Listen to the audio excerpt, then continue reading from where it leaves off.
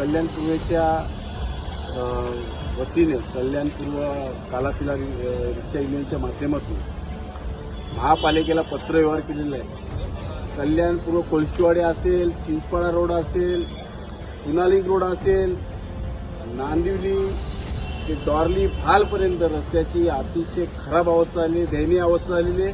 आत्ताच काल परवा दिवशी राहुल शिंगे नावाचा पोरगा या खड्ड्यांच्या मुळेच त्याचा ॲक्सिडेंट होऊन तो मरण पावला। त्याच्या परिवाराला सुद्धा मोबदला मिळायला हवा।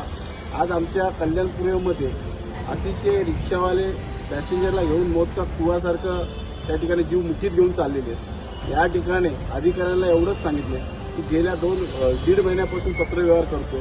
आता जर गणपती सण आलेला आहे, त्या गणपती सणामध्ये गणेश मूर्त्यांची सुद्धा या खड्ड्यांमुळे विटंबना होऊ शकते। गेल्या वर्षी झाली होती, यावर्षी जर असा कोणता प्रकार झाला तर आम्ही या एकाही अधिकाऱ्याला या महापालिकेमध्ये बसू देणार नाही।